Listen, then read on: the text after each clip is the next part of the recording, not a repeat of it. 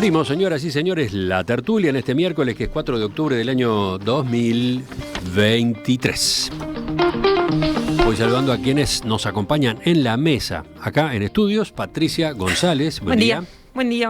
Terminaste de acomodar el termo. Sí, el mate, estamos el agua. con complejidad de instalación, pero estamos bien. Sigo, voy al otro lado de la mesa. Oscar Sarlo, buen día. Buen día. ¿Cómo están? Bien, simplificada la cosa, simplemente están mirando la tablet. Ahí están los apuntes del tema 1. Sigo, a su lado, Diego Irazábal, buen día. Buen día, Emiliano, y toda la audiencia. Gusto estar de vuelta por acá. El mate y alguna nota nomás. Y lo que nos entregaron recién de producción el entrevero que tenemos de mociones aprobadas ayer, qué se aprobó, qué no. Ahora te explico. ¿Quién votó qué? Y el último saludo, pero a distancia, va para Leonardo Costa. Buen día, Neco. Buen día, ¿cómo les va a todos? ¿Todo en orden? Ustedes y a la audiencia. Hace rato que sonaste ya. Sí. Pensaba ir, pero tengo que a las 11 tener una otra reunión, entonces la logística me jugó una mala pasada. Bueno, mirá qué raro que apareces, una cosa extraña. Aparece como difuminado. Sí, además. Sí, porque tengo un relajo atrás de mi escritorio que me da un poco de cosita. Bueno. Si le saco el difuminado. Bien. Libro, unos expedientes, no es. Es demasiado, parece demasiado de trabajo y es relajo en realidad. Es raro, parece como un personaje creado con inteligencia artificial. Sí. ¿Será, Neco? Y quién sabe, mirá que en cualquier momento. Neco es inteligencia paso, natural. La audiencia, tendría que dar una charla en inglés, ¿no? Y un participante me dice, mirá esta aplicación. La aplicación, uno le habla y la aplicación le traduce al inglés, al chino, al indio y creo que al ruso. O sea que en cualquier momento empezamos a hablar en otro idioma en la radio. Sí, se va a poder sin ningún inconveniente. Ya nos zambulliremos por ahí. Bueno, vamos al primer tema. La Cámara de Diputados aprobó esta madrugada con 93 votos en 95 una solicitud para que la delegación uruguaya en la Comisión Técnica Mixta de Salto Grande promueva de forma inmediata el cese de todos los contratos que en forma discrecional, a través de designaciones directas, se hayan realizado a partir del 23 de abril de 2020. En particular, dice, resulta imprescindible, por los mecanismos que se entiendan pertinentes, el cese inmediato de quienes han sido contratados y se desempeñan como ediles en la Junta Departamental de Salto. Este fue uno de los 3 puntos que salieron adelante sobre las 3:30 de esta madrugada en el tramo final de la interpelación a los ministros de Economía, Azucena Arbeleche, y de Relaciones Exteriores, Francisco Bustillo. Pero además, decía, se votaron otras 2 iniciativas.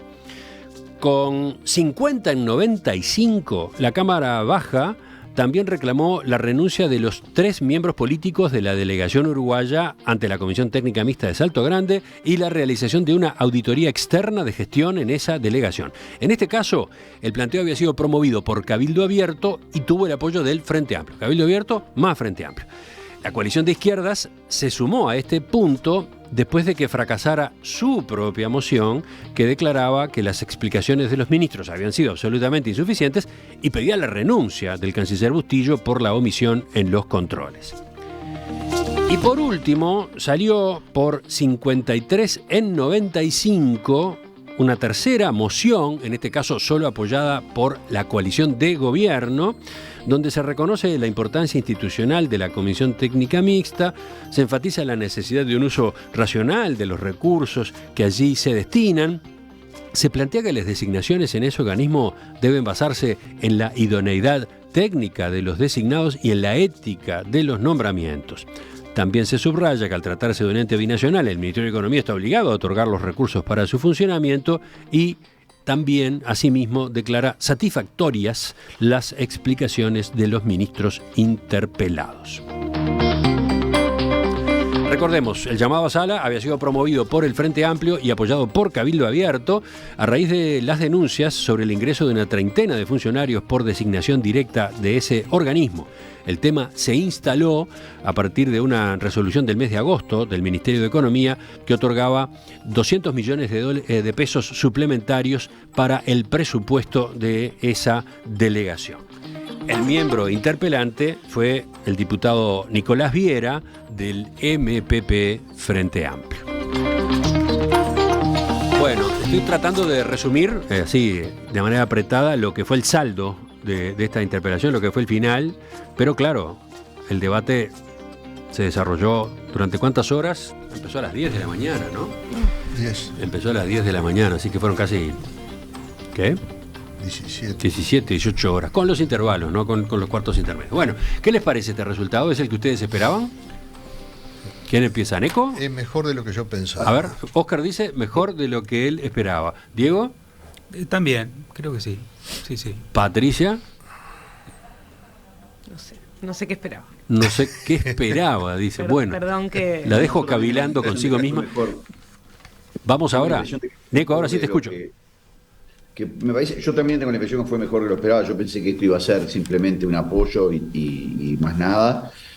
Pero obviamente que el revuelo que causó, y creo que hasta la vergüenza que dio este caso, hizo que las presiones internas dentro de la coalición de gobierno fueran más fuertes en favor de tener una posición mucho más sólida y dura, no solo contra lo que pasó, sino también del mecanismo, cómo funcionan estas comisiones, ¿no? Entonces creo que ese resultado se da justamente por el choque de fuerzas internas y sobre todo por viejas cuentas que quedan sin saldar, que es el caso de Cabildo Abierto, que de hecho una de las mociones que propone y que el Frente Amplio se le suma es una moción muy dura porque en definitiva pide una auditoría una auditoría de gestión sería, ¿no? Más la remoción de los tres personas designadas. Pero de cualquier manera, lo que el canciller Bustillo planteó de modificar el estatuto de la designación de las personas en la comisión, aplicándole lo mismo a los entes autónomos, y alguna otra serie de cosas que tienen que ver con la propuesta para que se modifique el estatuto, etcétera, etcétera, me parece que van en una dirección correcta. Sí, faltó mencionar eso en mi resumen, Neco, porque bueno. yo me detenía en lo que fueron las mociones votadas, las que salieron adelante en la madrugada. Pero una novedad importante estuvo cuando empezó a hablar el ministro Bustillo, ¿no? Cuando le tocó empezar a responder al miembro interpelante ayer de mañana, con esos anuncios que hizo y a los que tú aludías. A ver, los leo rápidamente por si los oyentes se los perdieron.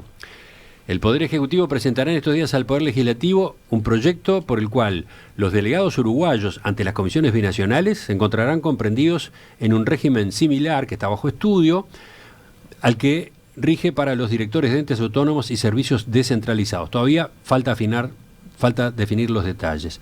Además, se establecerá un régimen presupuestal donde se encuentran diferenciados los recursos aportados a la Comisión Técnica Mixta de Salto Grande y los recursos de la delegación uruguaya. Los aportes a la delegación uruguaya tendrán su fuente de financiamiento, dice, a través del inciso 08, Industria, Energía y Minería, en coordinación con Cancillería, Economía y también Industria. Actuará la OPP, que será la encargada de fijar las pautas y líneas de acción de la delegación para mejorar el presupuesto de la Comisión y de la propia delegación. 3. El Poder Ejecutivo instruyó a la delegación uruguaya ante la CTM de Salto Grande a que proceda a realizar las gestiones necesarias para modificar el estatuto del personal de la comisión, en especial en lo referente al alcance de los retiros incentivados, formas de ingreso del personal, con especial referencia a los cargos no gerenciales. En lo que refiere a los retiros incentivados, que había sido otro de los temas de polémica, ¿no? La instrucción que dimos, dijo Bustillo, es que de ninguna manera pueden superar lo que está establecido por la legislación nacional uruguaya. Asimismo, se instruyó a la delegación uruguaya para que los cargos en la Comisión Técnica Mixta sean cubiertos con nacionales uruguayos, siendo realizados como regla general mediante el procedimiento del concurso. Y finalmente, se instruyó para que los cargos creados por designación directa del año 2020 en la delegación uruguaya deban transformarse en cargos contratados para no obligar a las autoridades del próximo periodo. Perdón por la lectura larga, pero esto forma parte también, digamos, de lo que dejó la interpelación, ¿no? Sí, a mí esta parte me pareció justamente hace un tiempo, hace creo que 20 días, estuvimos en una tertulia con otra integración de un miércoles hablando de estos temas y justamente esto formaba parte digamos, de unas críticas que hicimos todos los que estábamos en esa mesa, de un tema de gobernanza y que tenía que ver justamente con este tema. De cualquier manera... Recordemos que había un proyecto de ley que había presentado el senador Jorge Gandini del Partido Nacional. Exactamente. Que iba por el lado de que... Ahí está, que los integrantes de la delegación uruguaya en la comisión tuvieran las mismas limitaciones que los directores de entes autónomos, ¿no? O sea que para presentarse a cargos electivos, si iban a presentarse a cargos electivos, tenían que renunciar un año antes de los comicios. Tú decías aquel día que te parecía que había que ir más allá, que había que poner los límites que rigen para los directores del BPS, ¿no? Que tienen BPS o de la URSEC y la URSEA, que también tienen inhibiciones que son legales. O sea que tienen que saltearse la elección siguiente, que no pueden ser candidatos en la elección siguiente. Justamente, estos dos lugares, tanto CARU como CTM, han sido bastiones especialmente del manejo irresponsable de muchos delegados de los partidos tradicionales, especialmente el Partido Colorado y el Partido Nacional. Yo dije que lo sufrí cuando estuve políticamente hace muchos años y con los delegados que tenían esa especie de prebenda, que era una especie de repartidores de dádivas o de promesas, y me parece que tenía que terminarse. Yo creo que lamentablemente demoró mucho en llegarse a esto, pero como siempre hay que ser positivo, es decir, esto fue un gran cambio, y creo que el gobierno, que estaba muy mal en este tema, con esta propuesta que plantea Bustillo, por lo menos da un paso de una iniciativa hacia adelante. Simplemente para redondear, creo que las mociones votadas, las dos, para mí son muy buenas, cualquiera de ellas, tienen algunas cosas que la dejo para la segunda vuelta, esto no va a ser gratis, porque a los que entraron con un estatuto y se lo cambian ahora, el Estado o la CTM va a tener que indemnizarlos. O sea, bueno. O sea, la política muchas veces tira soluciones y no se da cuenta que todo tiene un costo. Pero a veces los costos son mejores que mantener el status quo. Bueno, empezó Neco, entonces, ¿quién se anima a seguir? Si quiere, Diego. A ver, lo mismo, yo creo que por un lado es bueno que el ducado, como se decía en un momento, es menos ducado ahora, ¿no? A ver, creo que eso es lo positivo, como balance en general. Es bueno que el sistema político, y empezando por el oficialismo, se reconoce el error que fue esto, ¿no? La evidencia demuestra que esto fue un gran error. Un error que obviamente le costó, como debía ser, la renuncia al que presidía la comisión técnico mixta. Es un error que así lo asume el sistema político, que el oficialismo también lo expresa ahora en una de las mociones que se votaron. Yo creo que eso es bueno como país, que nos acostumbremos a que cuando las cosas se hacen mal y toman un Estado público, ¿no? A veces no es necesario esperar que tomen un Estado público para que se tomen medidas, ¿no? Pero bueno, que se han tomado medidas. Como decía Oscar, no sé por dónde iría él, pero también a mí me dejó la sensación de que hubo más de lo que esperaba. Me pareció muy bueno que por lo menos el canciller de la República ya presente cosas concretas, específicas, porque uno a veces se pregunta también en qué terminan estas interpelaciones, que a mí me tocaba presenciar alguna el periodo pasado que me tocó ser diputado suplente, en alguna que otra estuve, y las interpelaciones tienen esa cosa media, a veces hay un gran componente, yo no voy a decir cuasi actoral, porque capaz que estoy faltando de respeto, pero... Performático. Pero hay un poquito... Performático. Bueno, pero está bien. Claro, o sea, yo incluso creo que esta interpelación para mí no era necesaria como tal. Yo creo que esto lo podrían haber resuelto y conversado en una comisión. Yo incluso hasta digo, había que llevar a la ministra de Economía, nada menos que la ministra de Economía, hacerle perder un día entero y parte de la noche y medianoche por una discusión de un par de ediles que entraron irregularmente. Y a ver, y yo creo que la ministra fue muy buena en sus explicaciones, y así me parece que lo reconoció el propio diputado interpelante, pero vos, es la ministra de Economía, la tenés sentada ahí escuchando los discursos de todos los que después quieren los 5 minutos de fama, porque convengamos que las interpelaciones son hasta la medianoche, porque tenés un par de mucha gente que después se anota para hablar, porque es el momento, ¿no? Estamos en un ejercicio ya preelectoral. Tuvimos por el lado de resaltar que desde el arranque ya había algún resultado con esos anuncios que hizo el ministro Bustillo, cosa que no es que lo los habitual, hizo ahí, ¿no? O yo los he dicho antes. Yo creo que los hizo en el marco de, no sé. Sí, se habían anticipado, alguna cosa se había anticipado, pero repartido a la bancada oficialista el día anterior.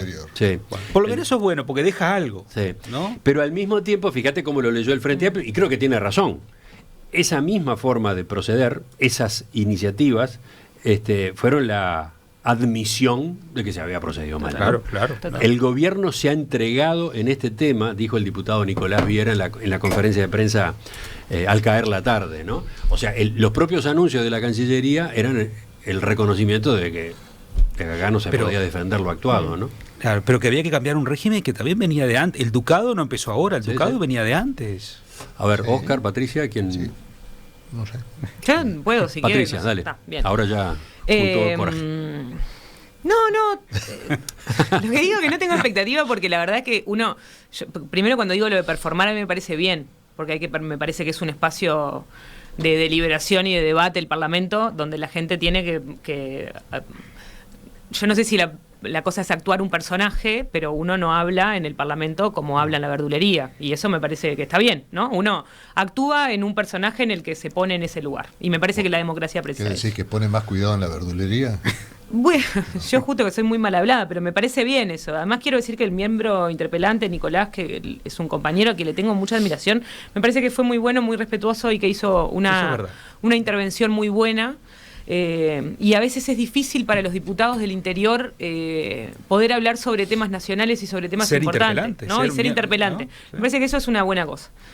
Después me parece que esto es muy fácil salir con estamos en el momento fácil, salimos fácil, porque acá todos decimos que estamos de acuerdo y que esto está mal, seguimos, pero acá no cambia nada, me parece. Entonces, esa es un poco mi preocupación. Entiendo que el ministro reconoce que está mal, lo tiene que hacer. Entiendo que todo el mundo dice que está mal, lo tiene que hacer, pero no estamos cambiando los acuerdos de fondo sobre la gestión de las comisiones. Yo ahora buscaba cuántas comisiones de este tipo hay. Yo creo que está la de Salto Grande, a ver si me ayudan, la CARU, que es la del Río Uruguay, y la del Río de la Plata, ¿no? Son 3. Sí, lo que pasa es que una cosa, Patricia, simplemente las dos que tienen ingresos propios y que han sido tradicionalmente utilizadas en forma de clientelismo fue la CARO y la CTM. El Río de la Plata siempre tuvo un perfil más técnico, salvo en este gobierno donde no hay nadie de la Armada, ¿no? Pero bien. Bueno. Pero por eso, lo que digo para mirar el paquete, para poder analizar un poco el paquete completo. Es decir, bueno, hay una discusión que tienen que ser cargos técnicos o personas medianamente idóneas que estén en esos lugares y tiene que haber personas políticas. Yo creo que a veces uno de los problemas que tenemos es que menospreciamos bastante la política y consideramos que los cargos tienen que ser técnicos y hay gente que tiene dificultades para tomar decisiones políticas que son importantes. Entonces, cuando hay lugares donde tiene que haber directores políticos y después hay directores técnicos. Me parece que eso tendría que estar claro y establecido y que los salarios tienen que estar establecidos. ¿Qué sustenta en general esto de los altos salarios en los lugares? Se sostienen que, bueno, que uno puede estar en lugares donde puede aceptar coimas, entonces no hay ni que sale un poco más, entonces se plantea que como hay lugares que pueden ser peligrosos, se le da un salario que no la otra persona no necesite eso.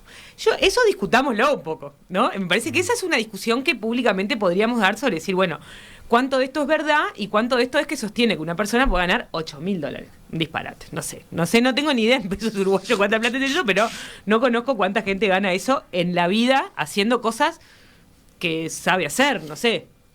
Lo segundo es la discusión entre lo técnico y lo político cuando uno se pone el traje de algo que no sabe hacer. Que eso es una cosa que en la política es bastante más común, que también sería bueno que discutiéramos eso, ¿no? Hoy recordaba, bueno, en algún momento hubo políticos que dijeron, bueno, no, yo qué sé, Patricia González, me decís, ¿vos te animás a ser ministra de Educación? Y no, porque la verdad es que no sé nada del tema.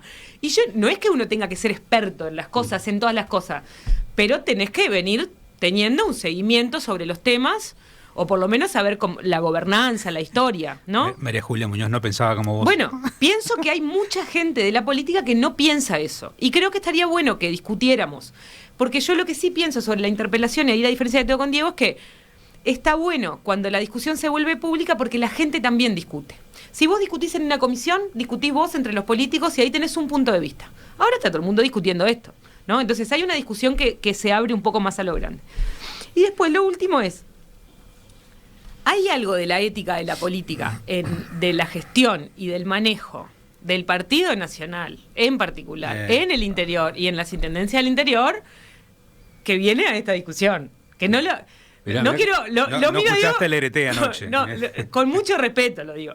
Mirá cómo te mira Diego. No, yo sé que ya me miró para pelear. Lo digo con ahí mucho tenés un respeto. dirigente del Partido Nacional del Interior. Y no estoy diciendo todos los dirigentes del Partido Nacional, y no estoy diciendo solo del Partido Nacional, y no estoy diciendo todos los dirigentes del Interior.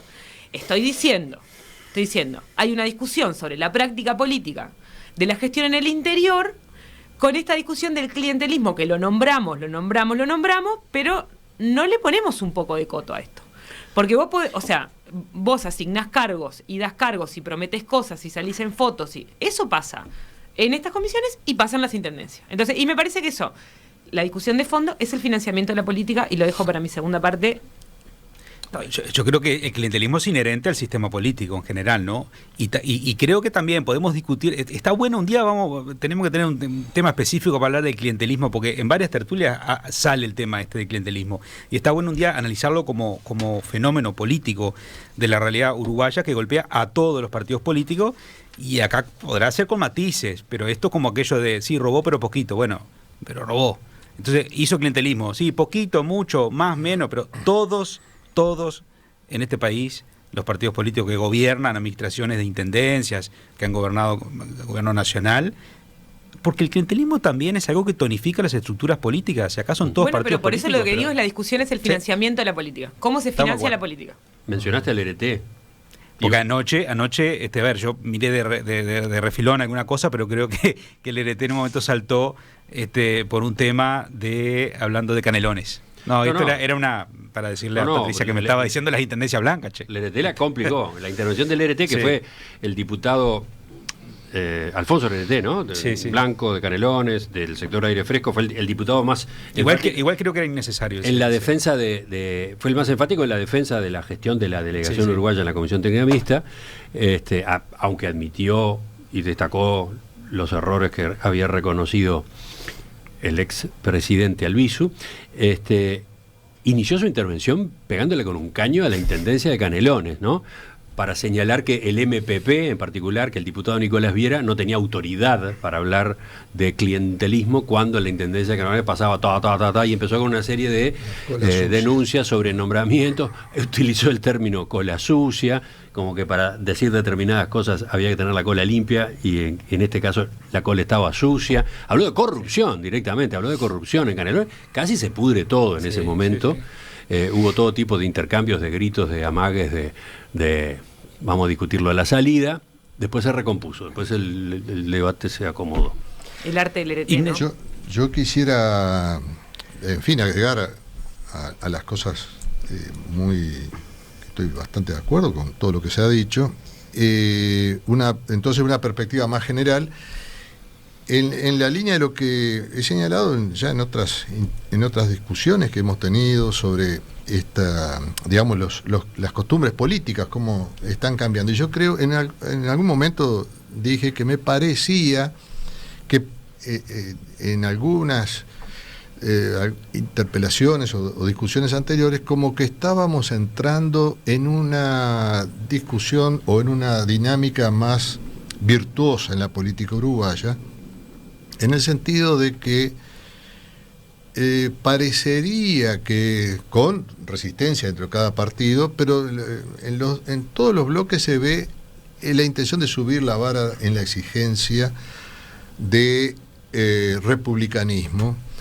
Y esto, yo creo que todo lo que quiero señalar es que todos somos conscientes y deberíamos ser conscientes de que cuando esto empezó con una exigencia muy grande a los gobiernos del frente que eran muy exitosos a mi juicio, y no había cómo entrarle. Entonces, bueno, la oposición empezó a ser muy exigente con las denuncias, con una cantidad de cosas que eran muchas veces insignificantes al lado de las que estamos viendo, pero que además en algunos casos tuvieron consecuencias muy importantes, como llegar a la renuncia de un vicepresidente, en fin.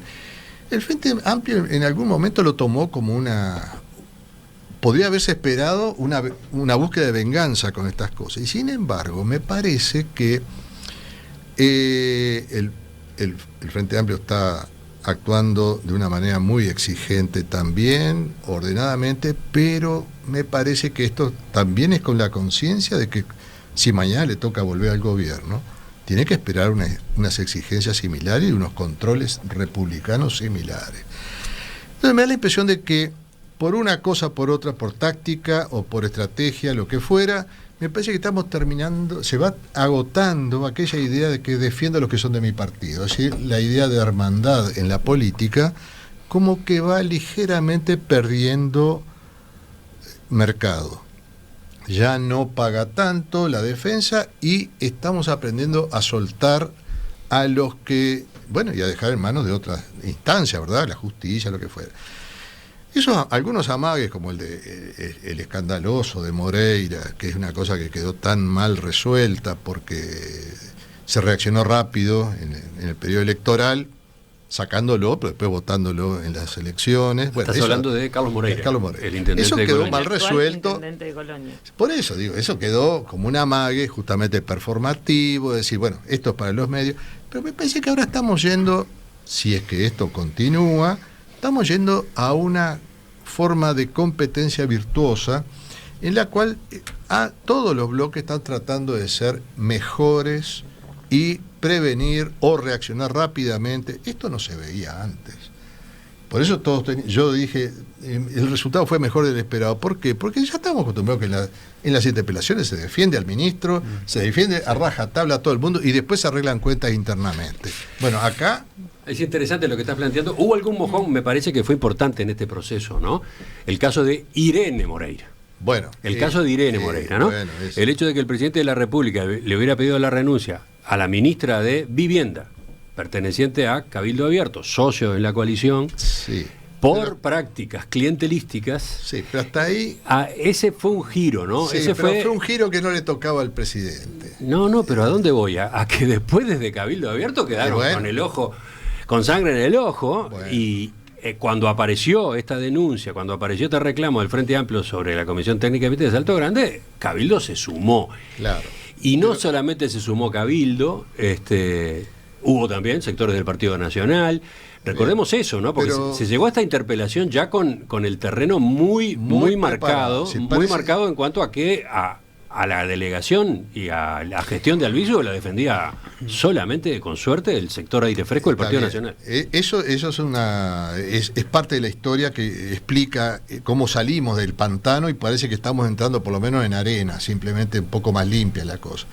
Pero quiero señalar algo que, reafirmando lo que dijo la compañera, que el interpelante declaró que antes de la interpelación se reunió con el ministro y se dieron un saludo ante las cámaras, se saludaron.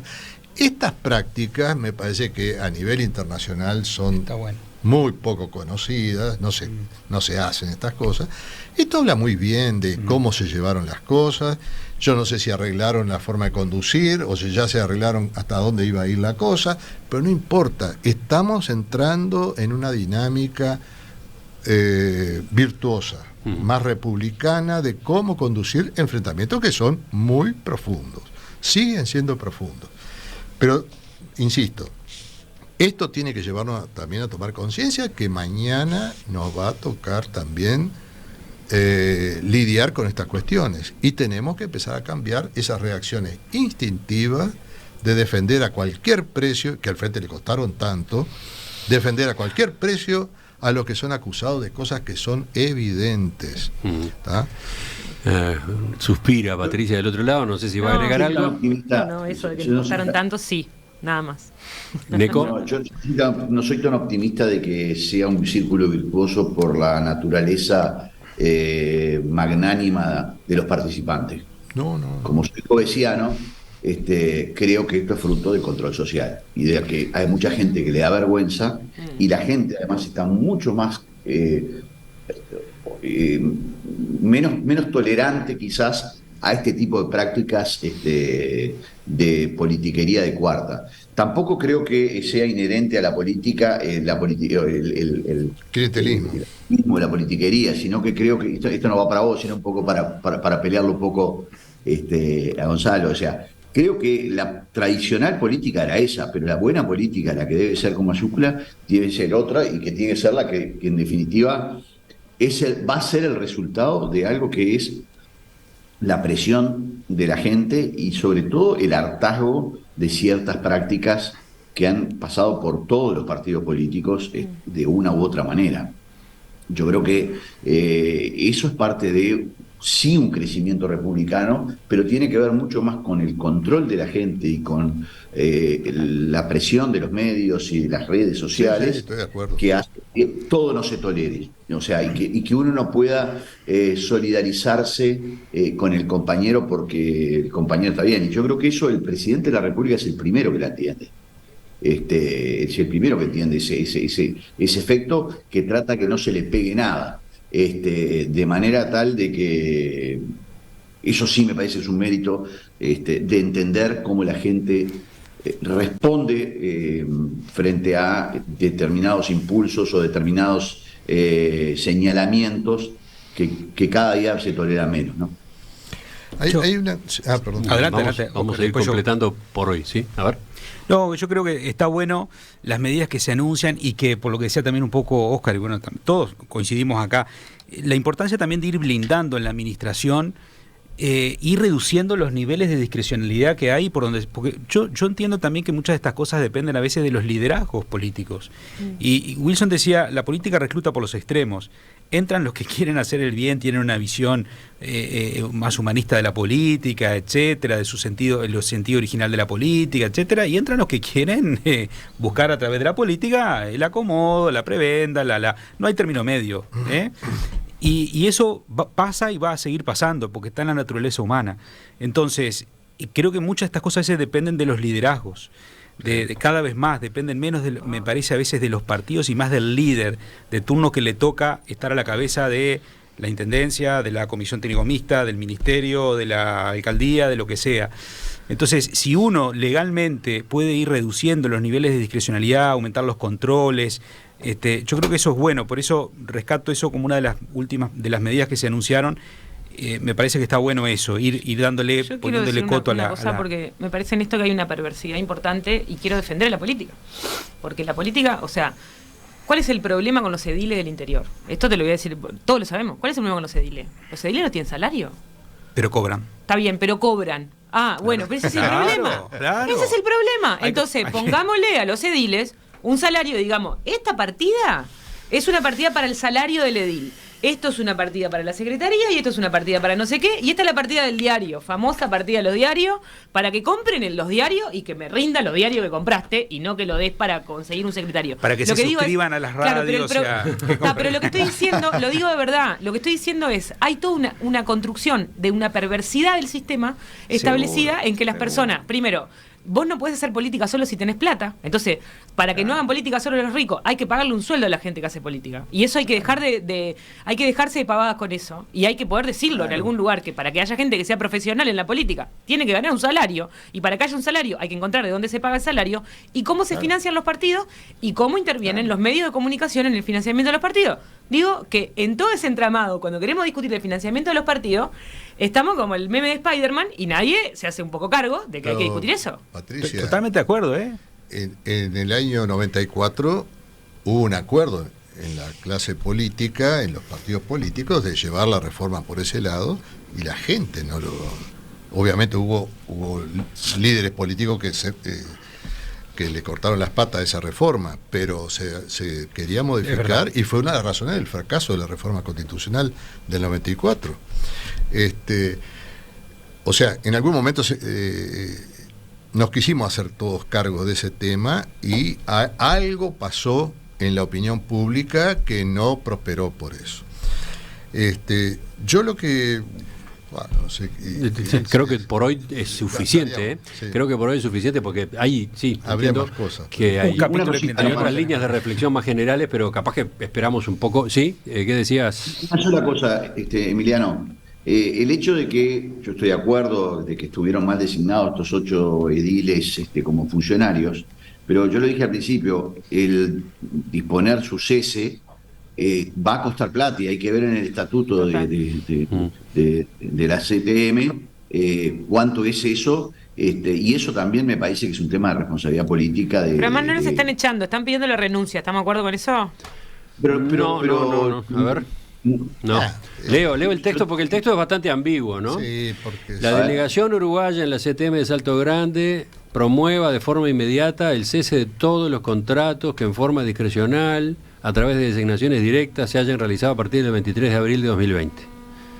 En particular, resulta imprescindible, por los mecanismos que se entiendan pertinentes, el cese inmediato de quienes han sido contratados y se desempeñan como ediles de la Junta Departamental de Salto. Hay una cosa, Emiliano, que es muy importante. ¿Qué decías, Nico, perdón? Cualquiera sea el caso, sea el cese, sea el cambio a contratados, todo eso tiene costo y lamentablemente no le va a salir. No, la única solución limpia en este caso es que ellos renuncien. Que ahí está, que la gente por voluntad propia renuncia al pero bueno. No, sí, pero... Mirá la hora que es, nos fuimos. Entiendo, pero hay una cuestión que pasó inadvertida para todos los comentaristas que pude ver en la prensa, que yo mismo no entendía. ¿Por qué el énfasis en las propuestas de coyuntura del ministro estaba el que en el futuro todos fueran nacionales uruguayos los funcionarios? Y por ahí pesqué que cuando en la Argentina pasó la delegación de la técnica mixta a Entre Ríos, de la sede federal a la provincial, en la discusión parlamentaria saltó que Uruguay tenía como 100 funcionarios más que la Argentina.